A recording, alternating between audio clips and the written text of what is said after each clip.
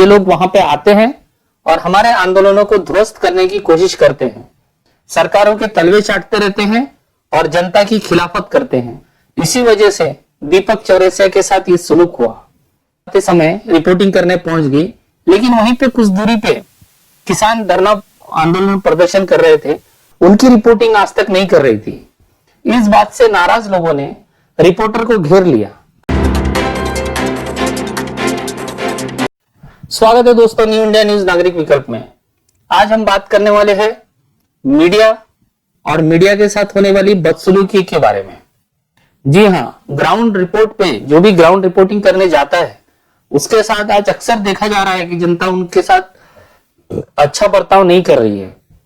उनको कहीं बहुत जगह पे उनको विरोध का सामना करना पड़ रहा है। ऐसा क्यों है, ये भी हम जानने की कोशिश करेंगे। क्या वजह है कि जनता सरकार के साथ साथ मीडिया के भी खिलाफ होती जा रही है? इसकी पहली वजह यह है कि जो मीडिया है आजकल सरकारों के तलवे चाटने में लगा हुआ रहता है और जनता के आंदोलनों को ध्वस्त करने की कोई कसर बाकी नहीं रखता। कई जगहों पे ये चीजें जनता ने महसूस की, तब जाके इस तरह के वाकये हमारे सामने आ रहे हैं। पहला वाकया हम देखते हैं दीपक चौरसिया के साथ सीएए प्रोटेस्ट के दौरान किस तरह से हुआ था। और इस वक्त की बड़ी खबर हम आपको बता रहे हैं किस तरीके से शाहीन बाग में दीपक चौरसिया और हमारी टीम के साथ बदसलूकी की गई है, मारपीट की गई है, कैमरा तोड़ दिया गया है। सबसे पहले हम आपको यह तस्वीर दिखाते हैं और बताते हैं कि यहां पर चल क्या रहा था। दरअसल हमारे वरिष्ठ सहयोगी दीपक चौरसिया शाहीन बाग इलाके में उस जगह पर पहुंचे हुए थे जहां पर 41 दिन से लगातार धरना और प्रदर्शन चल रहा है, जहां पर सीए के खिलाफ लोग बैठे हुए हैं। सच सामने लाने के लिए न्यूज नेशन की टीम वहां पहुंची थी। दीपक चौरसिया वहां खड़े होकर रिपोर्टिंग कर रहे थे, वहां से संवाद कर। जी हाँ दोस्तों, आपने देखा किस तरह से दीपक चौरसिया के साथ खींचतान हुई थी। किसी भी मीडिया कर्मी के साथ इस तरह के सलूक को जायज नहीं ठहराया जा सकता, लेकिन फिर भी दीपक चौरसिया का बर्ताव अगर आप देखें, जिस तरह से वो सेकुलर शब्द को गाली के रूप में प्रस्तुत करने की कोशिश करता है, जिस तरह से जनता के आंदोलनों को ध्वस्त करने की कोशिश करता है, किस तरह से शाहीन बाग का आतंकवाद और कोरोना के टाइम पे जिस तरह से मरकज को आतंकवाद, कोरोना बम, इस तरह की भाषा का वो प्रयोग करता है। आज हम दीपक चौरसिया का रूप देखते हैं जिसमें दीपक चौरसिया खुद ये कहता है कि मैं सेक्युलर नहीं हूं, तो फिर उसको क्या अधिकार था शाहीन बाग में जाके रिपोर्टिंग करने का?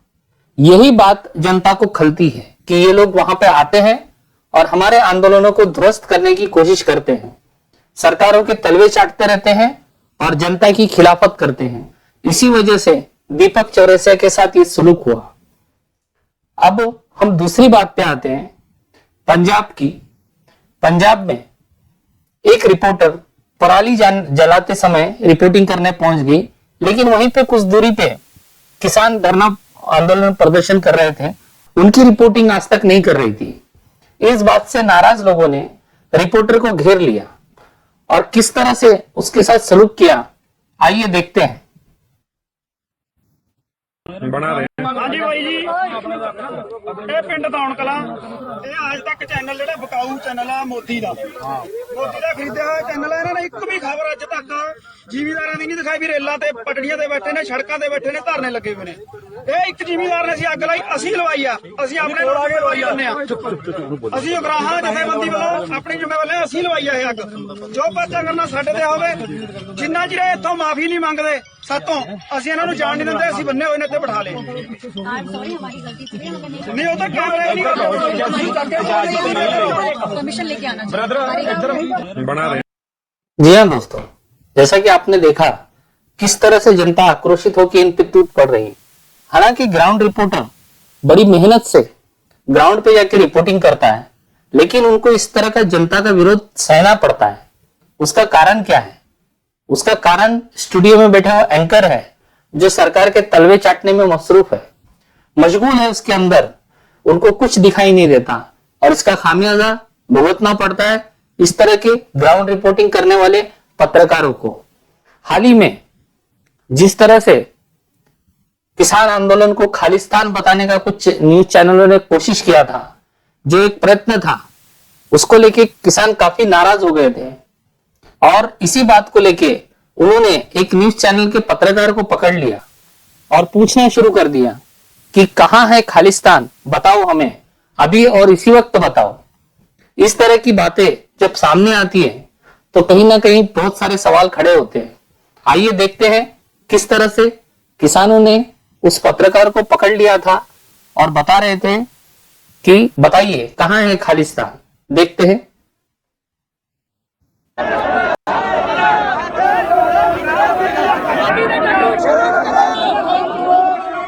राजपथ का विरोध हो रहा है यहाँ पे। गोदी मीडिया को झूठे दिखाए जा रहे हैं।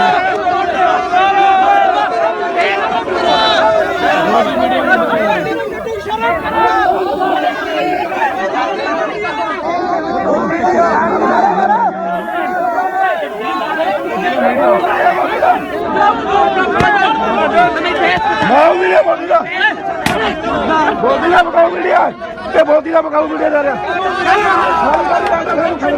उस दिन से दर्द कितने दिए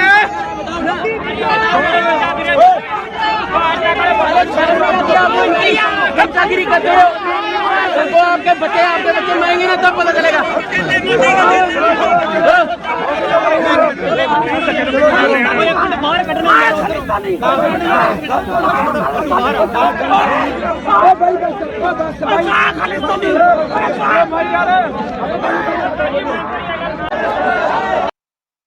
इस तरह से ग्राउंड रिपोर्टिंग करने वाले पत्रकारों को कई मुसीबतों का सामना करना पड़ रहा है, जो एक निंदनीय बात है।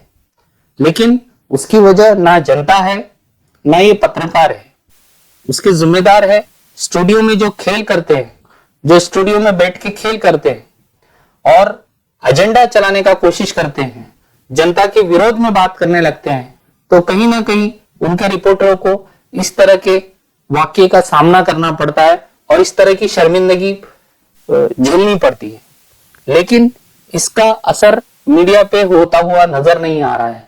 आज भी मीडिया जनता के मुद्दों को न उठाकर सिर्फ सरकार के तलवे चाटती हुई नजर आ रही है। इसीलिए कई लोग कई नाम से मीडिया को बुलाने लगे हैं, गोदी मीडिया, चाटुकार, बीएनडी और न जाने किस तरह के बहुत सारे अश्लील शब्द भी इनके बारे में बोले जाते हैं। लेकिन इनको इससे कोई फर्क नहीं पड़ता है।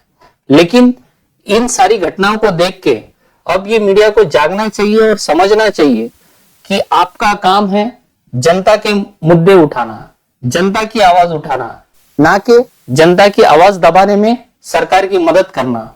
अगर ये चलता रहा तो जनता की आवाज बहुत बेरहमी से कुचल दी जाती है, बहुत आसानी से, जब मीडिया जनता का साथ नहीं देता है। और इसी तरह की ये प्रतिक्रियाएं आगे भविष्य में देखने न मिले, इस तरह की हम उम्मीद करते हैं और उन मीडिया हाउसेस से भी ये उम्मीद करते हैं कि वो जनता की आवाज उठाएंगी, ना कि सरकार के प्रवक्ता बनके सरकार की बातें रखेगी और प्रोपेगेंडा चला के जनता के आंदोलनों को बदनाम करने की कोशिश करेगी। आज इतना ही दोस्तों, धन्यवाद।